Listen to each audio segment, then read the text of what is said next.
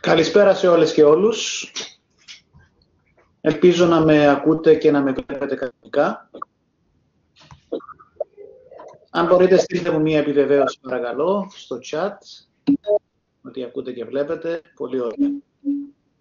Λοιπόν, είναι με μεγάλη χαρά που σας καλωσορίζω απόψε σε αυτή την ιδιόμορφη εκδήλωση, που στόχο έχει να σας παρουσιάσει ένα καινούριο πρόγραμμα και συνάμα ένα καινούριο άνοιγμα του Πανεπιστημίου μας σε καινούργια ακαδημαϊκά χωράφια, στο πεδίο της επαγγελματικής και της διαβίου μάθησης. Αυτό το πεδίο θεραπεύεται πλέον στο Ανοιχτό Πανεπιστήμιο Κύπρου μέσα από ένα καινούριο κέντρο, το Κέντρο Επαγγελματικής και Διαβίου Μάθησης, ΚΕΔΜΑ, δια του οποίου θα προσφέρονται στους φοιτητές και τους αποφοίτους μας, αλλά και στο ευρύτερο κοινό, προγράμματα μικρής διάρκειας, τα οποία θα έχουν σκοπό την επιμόρφωσή τους, είτε σε πτυχές της εν γέννη επαγγελματικής δραστηριότητας, είτε σε κάποια ειδικού ενδιαφέροντος ακαδημαϊκά αντικείμενα, όπως είναι παραδείγματος χάριν το πρόγραμμα δημιουργικής γραφής, το οποίο πρόκειται ως ονούπο να σας παρουσιάσουμε. Είναι με μεγάλη χαρά που έχουμε απόψε μαζί μας την δόκτωρα Μαρία Α. Ιωάννου, η οποία θα είναι και η εμψυχότρια, η εισηγήτρια, η διευθύντρια αυτού του εργαστηρίου. Δεν είμαι βέβαιος, Μαρία, ποιος ο όρος κυριολεκτεί στην προκειμένη περίπτωση. Ας σε πούμε κοντολογήσει ψυχή αυτού του εργαστηρίου. Μια χαρά. Θα είναι ο άνθρωπος που, αν ενδιαφερθείτε να εγγραφείτε, θα σας οδηγήσει σε ένα συναρπαστικό ταξίδι στα ενδότερα της λογοτεχνικής γραφής, για ένα πρόγραμμα διάρκειας περίπου 20 ωρών. Τα καθέκαστα θα σας τα παρουσιάσει σε λίγο η Μαρία. Αυτό που θα προσθέσω εγώ μόνο και θα της δώσω, πριν της δώσω το λόγο, είναι ότι η κυρία Ιωάννου, εκτός από καταξιωμένη συγγραφέας, αυτός ο όρος έχει καταντήσει κλισέ, αλλά στην περίπτωση της ισχύει ακριβέστατα, είναι μια από τις δημιουργικότερες σύγχρονες φωνές, όχι μόνο της κυπριακής, αλλά της εν γέννη ελληνικής πεζογραφίας. Εκτός από αυτό, εκτός από τα πεζογραφήματά της, τα οποία έχουν λάβει βραβεία, αλλά έχουν κερδίσει και τον έπαινο του κυρίως βραβέως, που είναι το αναγνωστικό κοινό. Εκτός από αυτό, η κυρία Ιωάννου είναι και ένας από τους λίγους ακόμη ανθρώπους στον ακαδημαϊκό χώρο, ο οποίος διαθέτει διδακτορικό δίπλωμα στη δημιουργική γραφή. Η δημιουργική γραφή είναι ένα καινούριο αντικείμενο ακαδημαϊκά. Δεν είναι πολλά χρόνια που θεραπεύεται ως αυτόνομο αντικείμενο στα πανεπιστήμια. Εξού και οι άνθρωποι οι οποίοι κατέχουν διδακτορικό δίπλωμα σε αυτό είναι ακόμη ευάριθμοι. Η κυρία Ιωάννου είναι μία από αυτούς τους ανθρώπους και ως εκ τούτου η πείρα που προσκομίζει σε αυτό το πρόγραμμα είναι διπλή. Είναι η πείρα του εμπειροτέχνη, λογοτέχνη, αλλά είναι και η ακαδημαϊκή γνώση του πανεπιστημιακού καθηγητή. Μαρία, έχεις το λόγο. Καλησπέρα σε όλους, όλες. Αντώνη, σε ευχαριστώ για αυτήν την εισαγωγή. Προσπάθησα να ετοιμάσω μια σύντομη παρουσίαση για το πρόγραμμα. Εννοείται πως είναι πολύ δύσκολο να περιγράψω σε τόσο σύντομο χρονικό διάστημα τι πραγματικά θα είναι αυτή η εμπειρία, γιατί μου αρέσει να προσεγγίζω κάθε πρόγραμμα δημιουργικής γραφής ως μία εμπειρία, ένα ταξίδι μαζί, να ανακαλύψουμε πράγματα, να καλλιεργήσουμε πράγματα. Δεν είμαι εδώ για να διδάξω, είμαι εδώ για να παρουσιάσω κάποιους δρόμους, προσωπικούς και μη, και να σας βοηθήσω ίσως να δείτε και εσείς τα πράγματα με έναν διαφορετικό τρόπο. Οπότε, πρόγραμμα δημιουργικής γραφής σε συνεργασία με το ΚΕΔΜΑ και το Ανοιχτό Πανεπιστήμιο Κύπρου Είμαι πολύ χαρούμενη για αυτή τη συνεργασία.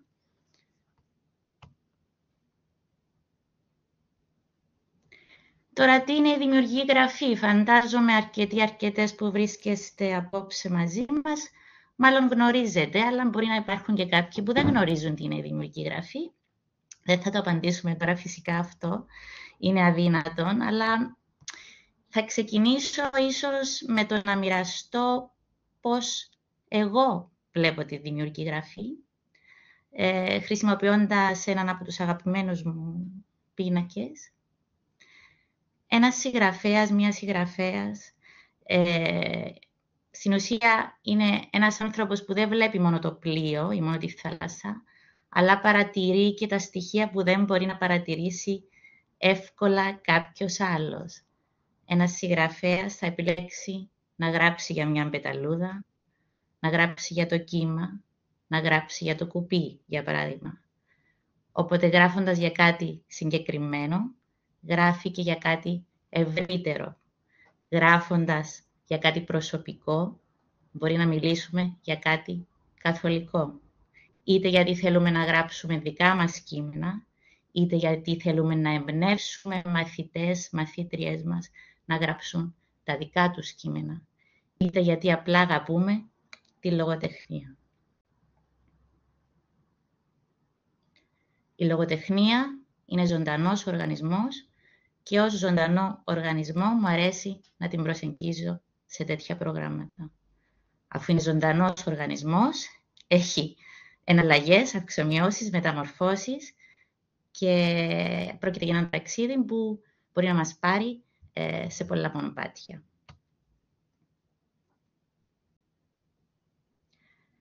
Ο όρος δημιουργική γραφή, παρά την κοινή αντίληψη, δεν είναι καθόλου πρόσφατος. Οι πρώτες αναφορές εντοπίζονται στα τέλη του 19ου αιώνα από γνωστούς ποιητές όπως ο Wordsworth, οι οποίοι κατονομάζουν έτσι την καλλιτεχνική τους προσπάθεια, δημιουργική γραφή, creative writing. Παράλληλα, μεγάλα πανεπιστήμια της Αμερικής με πρωτοπόρο του Harvard δημιουργούν προπτυχιακά και μεταπτυχιακά προγράμματα σπουδών με αυτονομημένο το γνωστικό πεδίο της δημιουργικής γραφής. Διδάσκοντες είναι οι ίδιοι συγγραφείς καλή ώρα, γεγονός που για τα δεδομένα της εποχής εκείνης είναι ασύλληπτο. Παράλληλα, πλήθος μελετών κάνει την εμφάνισή του και έτσι η δημιουργική γραφή αποκτά και το κατάλληλο επιστημονικό υπόβαθρο. Να πούμε εδώ ότι στην Κύπρο, σε πανεπιστημιακό επίπεδο, θα έλεγα ότι μπορεί να υπάρχει ως μάθημα, αλλά δεν υπάρχει ακόμη ως πτυχίο ή μεταπτυχιακό. Στην Ελλάδα υπάρχει. Η δεκαετία του 1970 και η έλευση της αποδόμησης είναι καθοριστική, συνεχίζω. Αρχίζει να δίνεται πια έμφαση στην ατομικότητα, την ελεύθερη έκφραση και τον πειραματισμό.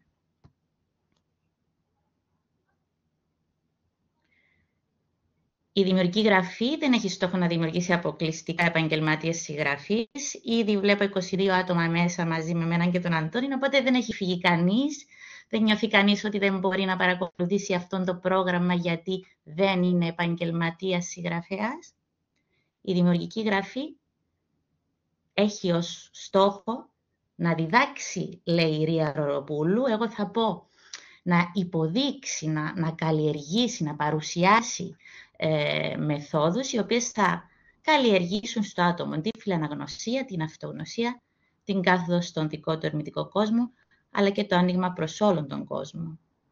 Έτσι, ανακαλύπτοντας τις δυνατότητες του, ο συμμετέχοντας ή η συμμετέχουσα θα γνωρίσει την αξία της προσωπικής δημιουργίας και να προσθέσω εγώ ότι το συγκεκριμένο πρόγραμμα μας δείχνει τη λογοτεχνία από την πλευρά του δημιουργού. Αν παρατηρήσουμε δηλαδή ξανά τον πίνακα που έδειξα πριν, αναλύουμε τον τρόπο που δημιουργήθηκε και μπαίνουμε στον κόσμο του δημιουργού, όχι απλά απολαμβάνοντας τη λογοτεχνία ως αναγνώστες.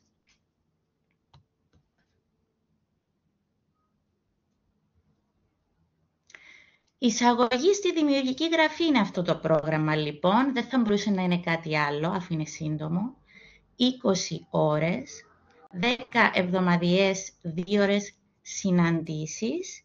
Το πρόγραμμα που ξεκινά 12 Μαρτίου θα υλοποιείται κάθε Τετάρτη 6 με 8 το απόγευμα, το βράδυ.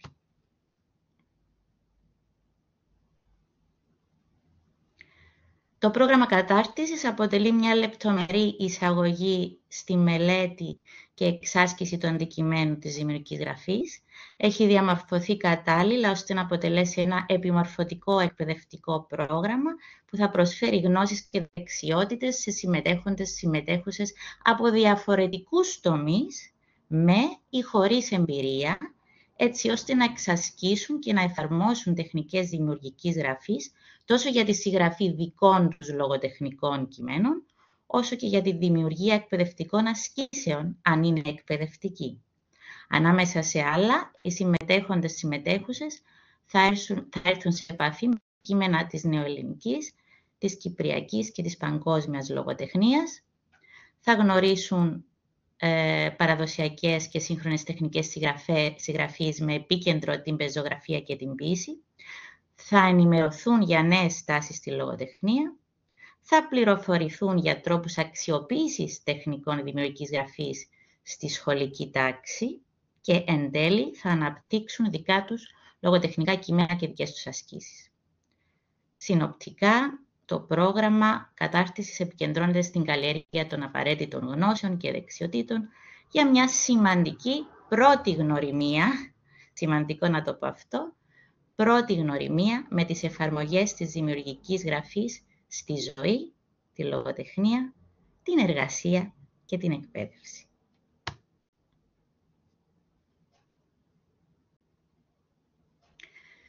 Τώρα, σε ποιες απευθύνεται. Το πρόγραμμα απευθύνεται σε άτομα που ενδιαφέρονται να εξοικειωθούν με τις βασικές αρχές της δημιουργικής γραφής, με τεχνικές συγγραφής, με την όλη διαδικασία της γραφής, ενώ συνάμα απευθύνεται και σε άτομα που ενδιαφέρονται να ενισχύσουν και να εξελίξουν τη δομή και το ύφος της αφήγησής τους. Απευθύνεται επίσης σε εκπαιδευτικούς πρωτοβάθμιας, δευτεροβάθμιας και τριτοβάθμιας εκπαίδευσης, σε επαγγελματίες που χρησιμοποιούν το γραπτό λόγο στην εργασία τους, μπορεί να είναι δημοσιογράφοι, διαφημιστές, διαφημίστρες, σε λάτρεις της γραφής, εύχομαι να είστε όλοι και όλες, για να είστε εδώ μπορεί και να είστε ή να γίνετε, και γενικότερα σε όλους. Μάλιστα, οι συναντήσεις μας λειτουργούν και κάπως ανεξάρτητα, δηλαδή θα είναι μικρόκοσμοι σε ένα ευρύτερο σύμπαν που θα είναι όλο το πρόγραμμα. Καταληκτική ημερομηνία εκδήλωσης ενδιαφέροντος, 7 Μαρτίου μου έχουν πει. Πληροφορίες, στοιχεία επικοινωνίας, ίσως τα έχετε ήδη δει, το τηλέφωνο και το email του κέντρου.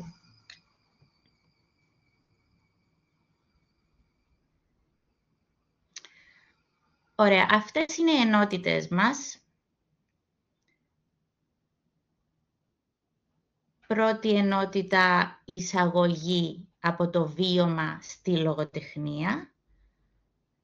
Μία συνάντηση.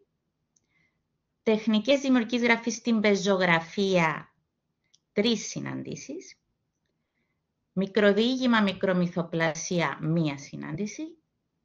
Τεχνικές δημιουργικής γραφής στην ποίηση, 2 συναντήσεις. Αξιοποίηση της δημιουργικής γραφής στην εκπαίδευση, 1 συνάντηση. Δημιουργική γραφή και υβριδικές διαθεματικές προσεγγίσεις, 1 συνάντηση. Και δημιουργική γραφή και προσωπική ανάπτυξη, 1 συνάντηση.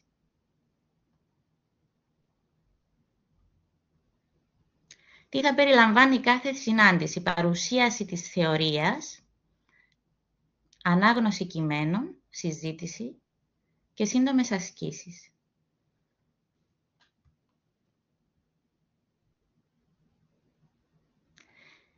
Η ανατροφοδότηση θα γίνεται κατά τη διάρκεια των συναντήσεων, αλλά και αργότερα μέσω mail.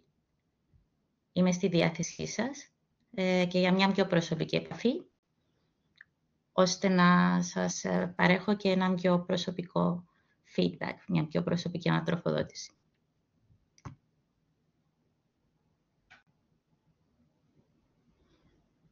Θα προσπαθήσουμε μέχρι το τέλος του προγράμματος να γράψουμε κάποια σύντομα κείμενα, ποίηματα ή πεζά, να σχεδιάσουμε ίσως και κάποιες ασκήσεις. Θα λάβετε πιστοποιητικό παρακολούθησης. Έχω την εντύπωση ότι θα πρέπει να παρακολουθήσετε το πρόγραμμα 70%. Θα πρέπει να το επιβεβαιώσουμε αυτό. Και στο τέλος θα γίνει δημοσίευση επιλεγμένων κειμένων σε λογοτεχνικά περιοδικά σε Κύπρο και Ελλάδα.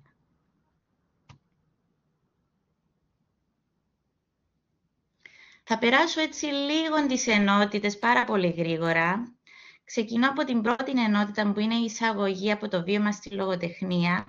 Αυτή η πρώτη συνάντηση θα είναι μια συνάντηση γνωριμίας, ενεργοποίησης και έμπνευσης.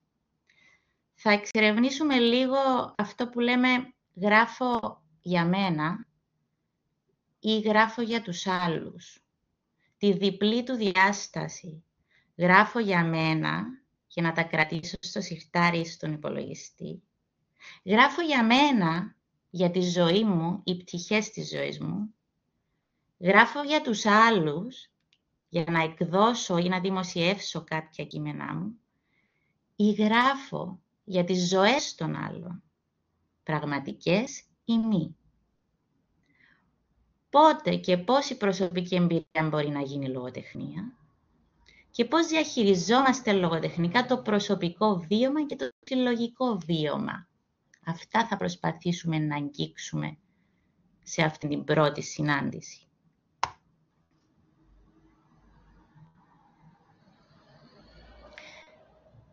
Τρεις συναντήσεις είπαμε πάνω σε τεχνικές δημιουργικής γραφής στην πεζογραφία. Πολύ γενικά αποτυπώνω κάποια πράγματα εδώ. Θα δουλέψουμε λίγο το διήγημα, την νουβέλα, το μυθιστόρημα, παραδοσιακή και σύγχρονη μορφή και δομή, σχέση μορφής και περιεχομένου, πώς αναπτύσσουμε χαρακτήρες, πώς αναπτύσσουμε πλοκή, τρόπους και τύπους αφήγησης, πρωτοπρόσωποι, δευτεροπρόσωποι, τρίτοπρόσωποι, αναξιόπιστος αφηγητής, πιο σύγχρονοι τρόποι αφήγησης επίσης. Θα μελετήσουμε βασικές τεχνικές δημιουργικής γραφής, το show, don't tell, less is more, ασκήσεις ύφους, in medias res. Πώς γράφω για το χιλιοϊπωμένο με διαφορετικό τρόπο, αυτό θα προσπαθήσουμε να κάνουμε. Όχι δηλαδή να γράψουμε για κάτι όπως έχουν γράψει 1 εκατομμύριο άνθρωποι, αλλά να γράψουμε με το δικό μας τρόπο.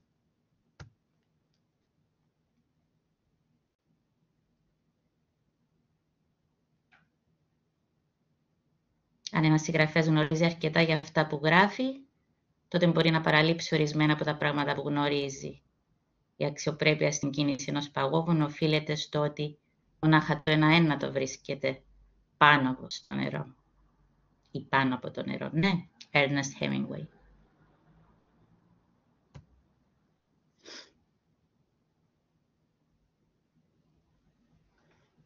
Μια διαφάνεια που συνήθως χρησιμοποιείται σε αυτές τις συναντήσεις είναι για την τεχνική show don't tell, πώς αποφεύγω τα κλισέ, πώς αποφεύγω να λέω ξεκάθαρα τι συμβαίνει, πώς μπορώ να περιγράψω το συναίσθημα του κεντρικού χαρακτήρα, εστιάζοντας σε κάποια λεπτομέρεια.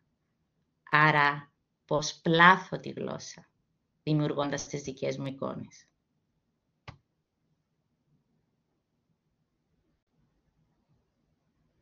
Εννοείται πως κάθε φορά θα χρησιμοποιούμε παραδείγματα από την νεοελληνική, κυπριακή και παγκόσμια λογοτεχνία, όσο μπορούμε.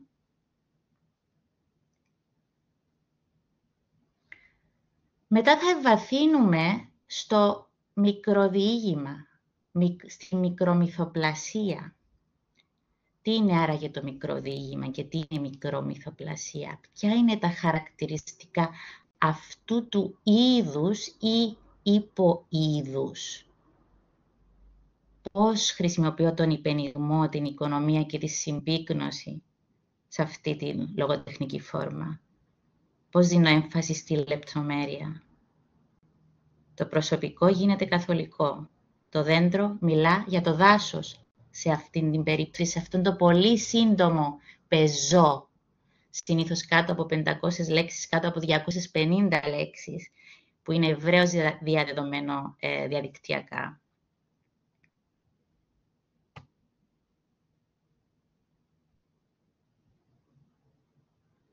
Και φυσικά σε βιβλία, όπως για παράδειγμα από το πρόσφατο βιβλίο του Αχιλλέα Κυριακίδη, αυτό που βλέπετε είναι ένα μικροδιήγημα, μια σελίδα κείμενο. Σε τόσο λίγες λέξεις λέει τόσα πολλά.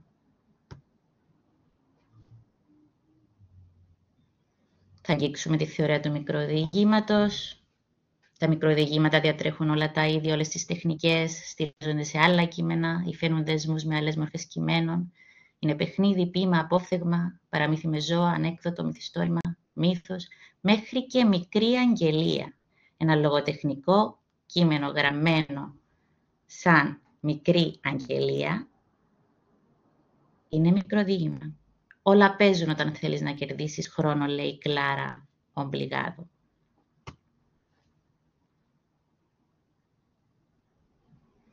Μετά θα προχωρήσουμε σε τεχνικές δημιουργικής γραφής στην ποίηση.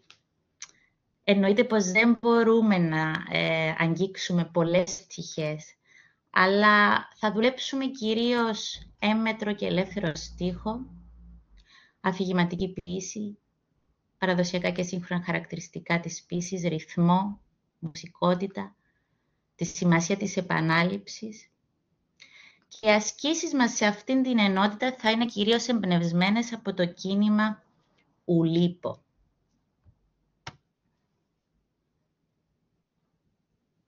Και απλά εξηγώ πως το Ουλίπο, εργαστήριο δυνητικής λογοτεχνίας, είναι ένα από τα πιο συναρπαστικά και ψυχαγωγικά του 20ου αιώνα. Γεννήθηκε στην Γαλλία το 60.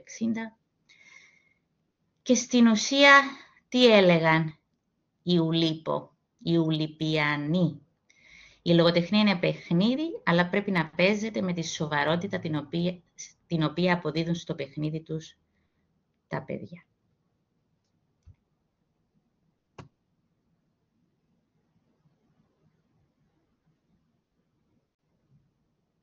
Επόμενη ενότητα, αξιοποίηση της δημιουργικής γραφής στην εκπαίδευση. Εκτός από συγγραφέας, δεν θα πω διδάσκω, θα πω παραδίδω εργαστήρια δημιουργικής γραφής. Από το 2004 που ολοκλήρωσα το μεταπτυχιακό μου στην λογοτεχνία. Οπότε θα προσπαθήσω όλη αυτή τη γνώση που έχω έτσι μαζέψει όλα αυτά τα χρόνια να σας την μεταφέρω. Το 2019 σχεδίασα ένα πρόγραμμα που ονομάζεται Μικρή Συγγραφής, το οποίο εγκρίθηκε από το Υπουργείο Παιδείας εδώ στην Κύπρο και δίνει την ευκαιρία σε παιδιά της πρωτοβάθμιας εκπαίδευσης, σε παιδιά δημοτικού, να γνωρίσουν τη δημιουργική γραφή και να εξασκήσουν κάποιες τεχνικές. Επίσης, έχω δουλέψει μέσα από εργαστήρια και στη μέση εκπαίδευση. Έχω δουλέψει και στο Πανεπιστήμιο του Winchester μέσα από εργαστήρια εκπαίδευσης ενηλίκων και φοιτητών. Οπότε όλες αυτές τις ασκήσεις πεζογραφίας και ποίησης θα προσπαθήσω έτσι να τις παρουσιάσω σε εσάς, να τις συζητήσουμε, πώς μπορεί να χρησιμοποιηθεί η διαφήμιση στη σχολική τάξη, ένας τρόπος έτσι να έρθουν τα παιδιά πιο κοντά στη δημιουργική γραφή. Συνήθως λειτουργεί πάρα πολύ καλό ο συνδυασμός της δημιουργικής γραφής και με άλλες τέχνες, οπότε θα δουλέψουμε κάποιες ασκήσεις, έστω και αν δεν είστε εκπαιδευτικοί, νομίζω θα είναι αρκετά ενδιαφέρον. Θα προσπαθήσω να παρουσιάσω και ένα πολύ σύντομο δειγματικό μάθημα, δηλαδή ένα μέρος αυτής της συνάντησης θα είναι ένα σύντομο μάθημα, πώς κάνω το μάθημα της δημιουργικής γραφής σε μια συγκεκριμένη ενότητα στη σχολική τάξη.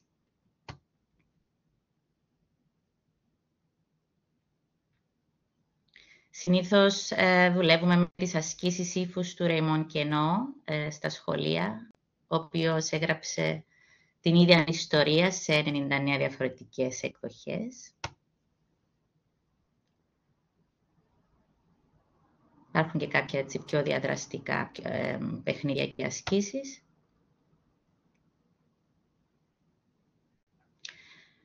Πλησιάζουμε έτσι στο τέλος της παρουσίασης. Δημιουργική γραφή και υβριδικές διαθεματικές προσεγγίσεις. Εδώ θα μεταφερθούμε έτσι σε πιο σύγχρονες τάσεις, λογοτεχνικές τάσεις. Την οπτική γραφή, την οπτική ποίηση, υβριδικά είδη, δηλαδή λογοτεχνικά κείμενα που χρησιμοποιούν το δοκίμιο, για παράδειγμα, ή λογοτεχνικά κείμενα που συνδιαλέγονται με άλλες τέχνες και άλλες επιστήμες. Θα δούμε λίγο το spoken word και την επιτέλεση της λογοτεχνίας, δηλαδή πλέον η λογοτεχνία έχει φτάσει στα θέατρα, συγγραφείς και καλλιτέχνες συνεργάζονται και παρουσιάζουν υβριδικά δρόμενα, που μπορούν να υπάρξουν μόνο στη σκηνή, αλλά δεν παύουν να είναι λογοτεχνία. Θα δουλέψουμε επίσης εκφραστική ποίηση και πεζογραφία. Είναι η λογοτεχνία που συνδιαλέγεται με έργα τέχνης, με πίνακες ζωγραφικής. Λογοτεχνία, αντικείμενα και φιλοσοφία. Θα παρουσιάσω εδώ ένα μέρος της έρευνας μου και τρόπους αξιοποίησης της σε προσωπικό επίπεδο, αλλά και στη σχολική τάξη. Για προσωπική, λοιπόν, και εκπαιδευτική χρήση.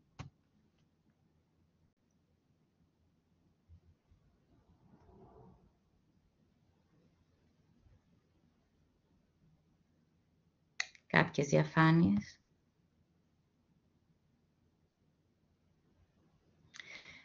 Και θα ολοκληρώσουμε αυτόν το σύντομο, αλλά εύχομαι να είναι πυκνό, περιεκτικό, πλούσιο, συναρπαστικό ταξίδι. Θα ολοκληρώσουμε με την τελευταία μας ενότητα, δημιουργική γραφή και προσωπική ανάπτυξη. Εγώ ξεκίνησα να γράφω με αυτόν τον τρόπο, δηλαδή αποτυπώνοντας αυτά που ένιωθα με τις λέξεις, κατάφερνα να υπάρξω στον κόσμο. Και μεγαλώνοντας, ακόμη με βοηθά η δημιουργική γραφή και η λογοτεχνία με αυτόν τον τρόπο. Οπότε, δημιουργική γραφή και αυτοβελτίωση. Ακούγεται πιασάρικο, αλλά θέλω να πω πως είναι ένας τρόπος, τέλος πάντων, να εκφράσουμε τις σκέψεις μας, να καταπολεμήσουμε το άγχος, να καταλάβουμε τους εαυτούς μας. Αλλά και η δημιουργική γραφή και η ανάπτυξη μιας διακριτής συγγραφικής ταυτότητας φωνής.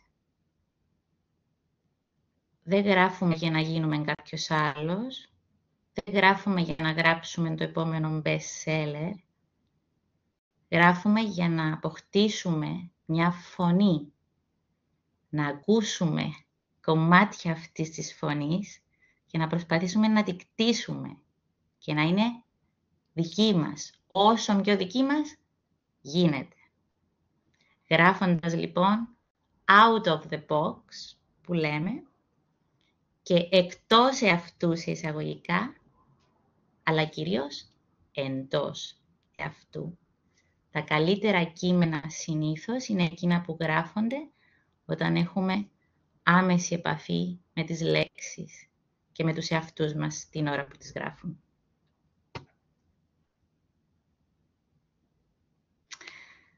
Αυτό ήταν, θεωρώ, μια έτσι πολύ σύντομη παρουσίαση. Ελπίζω να κατάφερα να μεταφέρω έτσι τη γενικότερη ατμόσφαιρα αυτού του προγράμματος. Δεν ξέρω αν έχετε έτσι κάποιες ερωτήσεις. Θα μπορούσαμε ίσως να απαντήσουμε κάποιες ερωτήσεις, Αντώνη, αν κάποια θέλει να ρωτήσει κάτι, αν έχετε κάποια απορία. Βεβαίως. Ευχαριστούμε πάρα πολύ, Μαρία, για αυτήν την ευσύνοπτη και πανοραμική παρουσίαση ενός προγράμματος το οποίο όντως δείχνει πάρα πολύ ελκυστικό. Αν οι παριστάμενοι θέλουν να ζητήσουν κάποιες διευκρινήσεις, θέλουν να επικεντρωθούν σε κάποιες από τις λεπτομέρειες του προγράμματος, έχουν τον λόγο. Για τα διαδικαστικά της εγγραφής κλπ. Σας έχω δώσει ένα σύνδεσμο στο chat. Θα βρείτε εκεί πάρα πολλές πληροφορίες. Ό,τι δεν εντοπίσετε μπορείτε να το πληροφορηθείτε καλώντας στον αριθμό που αναγράφετε.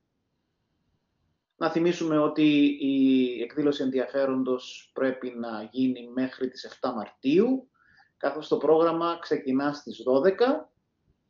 Αποτελείται από 12 ώρες εβδομαδιαίες συναντήσεις και θα καταλήξει σε ένα πιστοποιητικό επιμόρφωσης από το Ανοιχτό Πανεπιστήμιο, το οποίο βεβαίως έχει και πρακτική αξία πέραν της ακαδημαϊκής, καθώς μπορείτε να το χρησιμοποιήσετε ευρύτερα όπου αυτό μπορεί να γίνεται αποδεκτό.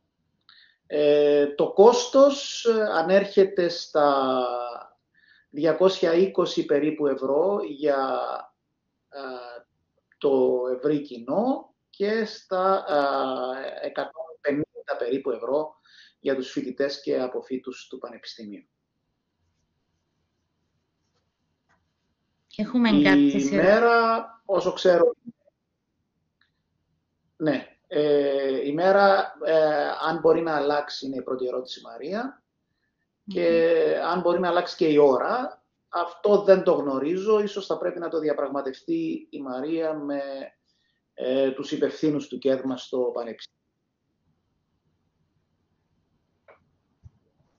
Ναι, εγώ θα πρότεινα, αν κάποιος ενδιαφέρεται να δηλώσει συμμετοχή, χωρίς να πληρώσει αρχικά, και θα επικοινωνήσει μαζί του το κέντρο για τις μέρες, ώρες κλπ.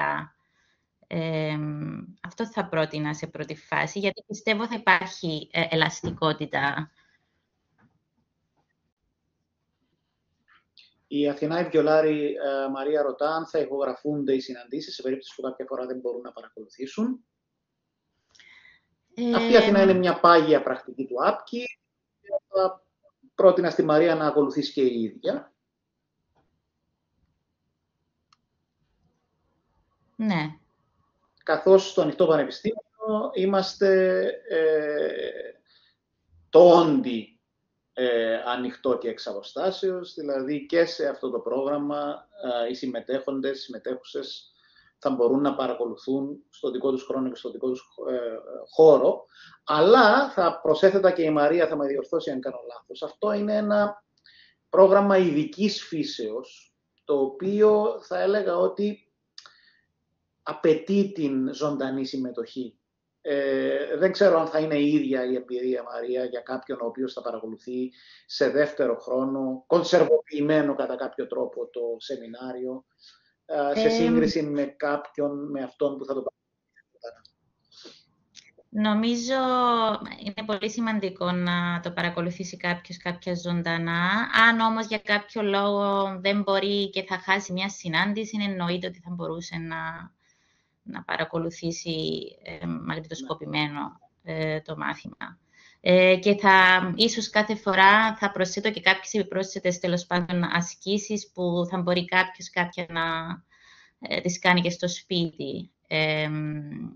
Οπότε αφού θα έχουμε βίντεο από τις συναντήσεις, θα μπορώ ίσως να αναφέρω και ασκήσεις που μπορεί κάποιος να κάνει ή κάποιοι να κάνουν στο σπίτι αργότερα, γιατί έχει κόσμο που θέλει έτσι να γράφει περισσότερο και εγώ θα είμαι διαθέσιμη μέσω mail, άρα ακόμη καλύτερα.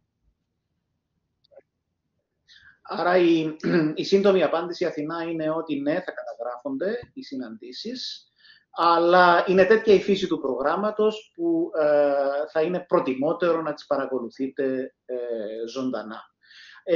Η παρότρινσή μου προς εσένα, Μαρία, είναι να επικοινωνήσεις με τους υπευθύνους του κέντρου και να διευθετήσεις να ξεκινούν οι συναντήσεις λίγο αργότερα. Ίσως την ώρα που ξεκινήσαμε απόψε, γύρω στις 7.30, θα ήταν βολικότερο για τους περισσότερους. 7 με 7.30 θα έλεγα. Είναι συνήθως οι ώρες που ξεκινάμε στο Ανοιχτό Πανεπιστήμιο. 6 είναι όντως, όπως σημειώνει και ο κύριος Κανέλης, πολύ νωρίς για τους περισσότερους, καθώς είναι υπατμόν. Θα έλεγα, εδώ συμφωνεί και η Πέννη Ραμαντάνη, ότι το 7.30 είναι μια καλή ώρα. Σοφία, βλέποντας και κάνοντας για την ερώτησή σου, αν υπάρχουν σκέψεις να μπει δημιουργική γραφείο στο μεταπτυχιακό, αν αυτά τα εργαστήρια έχουν επιτυχία, αυτό θα αποτελέσει εξαιρετικό πρόκριμα και για κάτι πιο φιλόδοξο, όπως ένα μεταπτυχιακό. Η μέρα, κυρία Γεωργίου, ίσως δεν είναι σκόπιμο να αλλάξει, με την έννοια ότι κάποιες μέρες βολεύουν τους μεν, κάποιες ώρες βολεύουν τους δε, κάποιες μέρες βολεύουν τους δε, επομένως αν μετακινήσουμε την Τετάρτη, την Πέμπτη ή την Τρίτη, ίσως δυσκολέψουμε άλλους. Αυτό που θα έλεγα να επιδιώξουμε είναι η αλλαγή της ώρας παρά της μέρας, σε πρώτο στάδιο. Για τους ανέργους, κυρία Σπάσου, υπάρχει μια σημείωση στην ιστοσελίδα ότι θα πρέπει να επικοινωνήσουν με το κέντρο και να κάνουν μια προφορική συνεννόηση με τους υπευθύνους του Πανεπιστημίου. Αυτό εγώ το εκλαμβάνω ως ένα είδος υπόσχεσης του Πανεπιστημίου να προσφέρει ακόμη καλύτερους όρους σε ανθρώπους οι οποίοι αυτή τη στιγμή βρίσκονται εκτός της αγοράς εργασίας, πολύ περισσότερο αν πρόκειται και για δικούς μας φοιτητές. Επίμεινε και αν δεν σου απαντήσουν, πάρε ένα τηλέφωνο.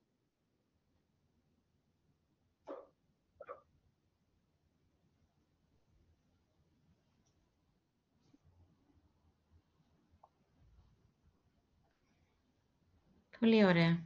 Οπότε οι ερωτήσεις μας είναι πρακτικής φύσεως κυρίως.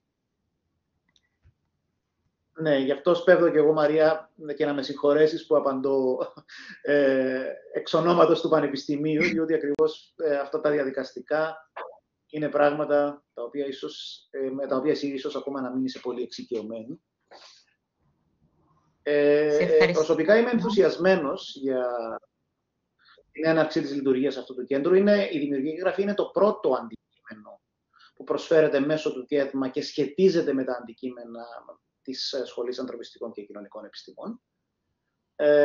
Και ελπίζουμε να πάει πολύ καλά, να μαζέψει κόσμο και κυρίως οι άνθρωποι που θα το παρακολουθήσουν να φύγουν από αυτό πλουσιότεροι και γιατί όχι να καταλήξουν να είναι και δημοσιευμένοι συγγραφείς.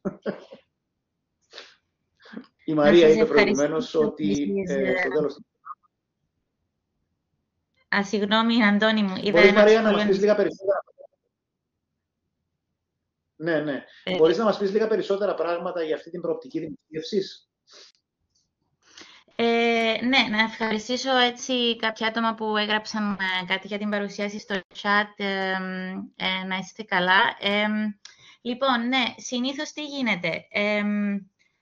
Μαζεύονται κάποια κείμενα, τα δουλεύουμε έτσι μαζί ακόμη και μετά την ολοκλήρωση του προγράμματος και έρχομαι σε επαφή με λογοτεχνικά περιοδικά σε Κύπρο και Ελλάδα, σε έντυπη μορφή ή online. Γίνονται έτσι δημοσιεύσεις αυτών των κειμένων, είτε σε αφιερώματα, δηλαδή κάπως ομαδικά, αν έχουν κάποια κοινή θεματική ή αν είναι μικροδιηγήματα κλπ. Αλλά μπορεί και ατομικά. Αν έχουμε υλικό, δεν ξέρω πώς θα μπορούσε να γίνει έτσι μια συνεργασία με το Ανοιχτό Πανεπιστήμιο κάποια στιγμή. Αν συνεχίσουμε αυτό το πρόγραμμα και έχουμε μαζέψει αρκετό υλικό, θα μπορούσαμε να προχωρήσουμε και σε μια ανθολογία, για παράδειγμα. Ναι, πάνω κάτω αυτό κάνουμε σε αυτά τα σύντομης διάρκειας προγράμματα. Σε προγράμματα μεγαλύτερης διάρκειας η ανθολογία είναι πιο εύκολο να ολοκληρωθεί στο τέλος. Ωραία. Να είστε καλά. Άλλη απορία?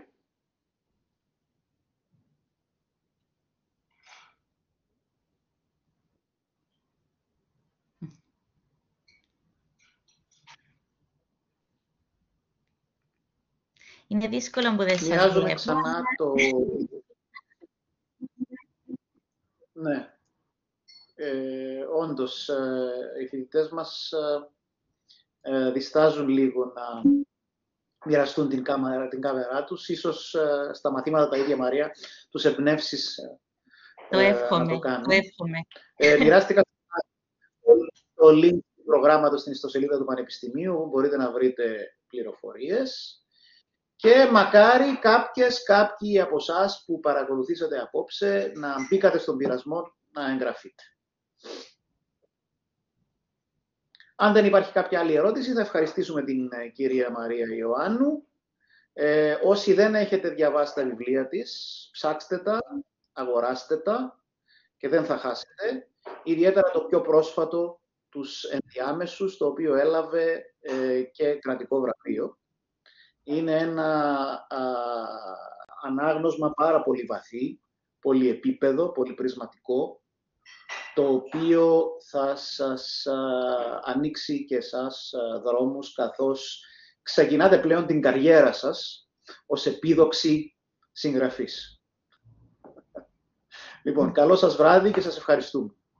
Ευχαριστώ πολύ. Ευχαριστώ, Αντώνη, και ευχαριστώ όλες και όλους. Καλή νύχτα. Καλή αρχή, Μαρία. Καλή αρχή. Καλό βράδυ. Καλή αρχή. Καλή αρχή. Να υπενθυμίσω ότι έχει καταγραφεί η απόψινή συνάντηση και θα ανέβει στο κανάλι του Πανεπιστημίου στο YouTube, όπου μπορείτε να την παρακολουθήσετε εκ νέου, εάν κάτι σας διέφυγε και θέλετε να το επαναλάβετε. Καλό σας βράδυ. Καλή ξεκούραση. Καλό βράδυ.